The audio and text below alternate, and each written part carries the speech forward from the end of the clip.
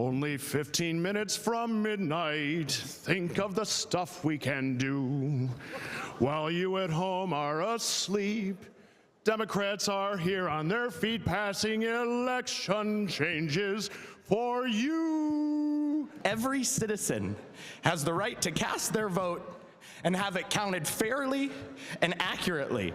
The fact of the matter is these changes were done in the cover of darkness, which is what we've seen from the Democratic administration in this Democratic, humble, gerrymandered majority.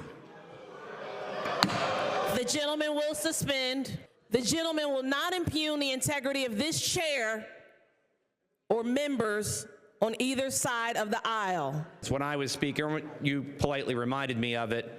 I also recall rulings where I did allow you and other members of your party to use the term gerrymandered during floor debate. Is that precedent no longer applicable?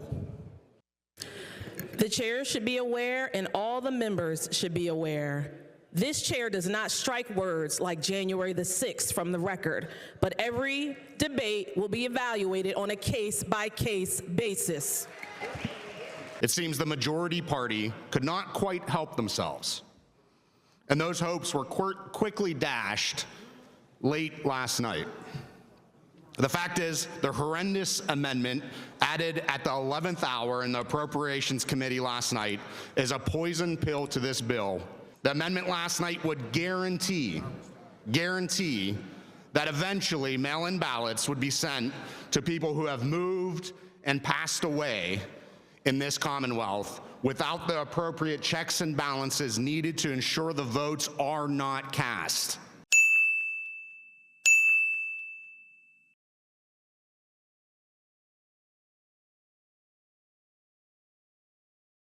Why would we ever want to feed into the argument that our elections are insecure and continue to sow doubt in our democratic process?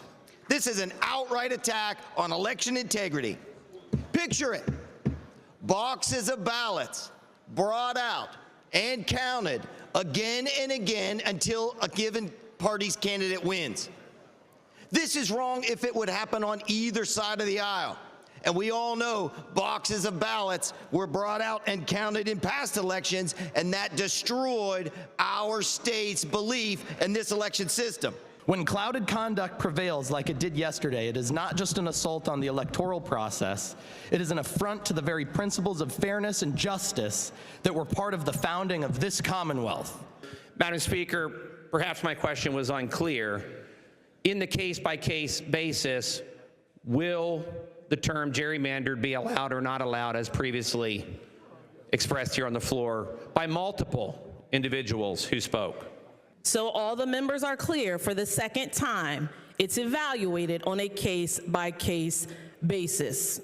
If the gentleman from Washington is able to make his remarks in a respectful manner, he may proceed.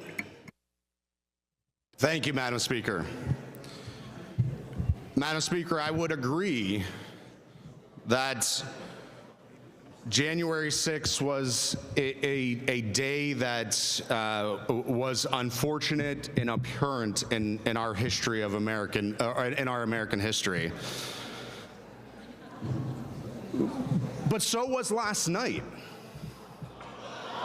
So was last night when we made significant changes. For what purpose does the gentleman from Philadelphia County rise? Madam Speaker, I believe the gentleman is now impugning my character and likening the committee meeting that I ran to January 6th. The gentleman is correct. The committee report was already objected to, and this House voted to accept it.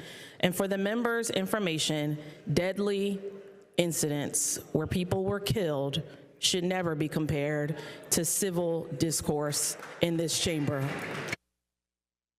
Chair recognizes the gentleman from Franklin County, Representative Schimmel, on final passage, Senate Bill 224. Point of order, Madam Speaker. The gentleman is in order and may state his point of order. Visually, it would appear that the gentleman from Washington County had not yielded the microphone yet while you were making your statements and rulings.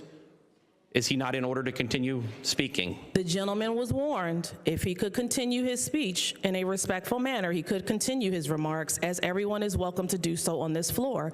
Yet the gentleman chose to talk about an incident where a lie that was perpetuated by some people that are in this chamber right now led to a deadly Point of order, Madam Speaker. Point of order. Point of order.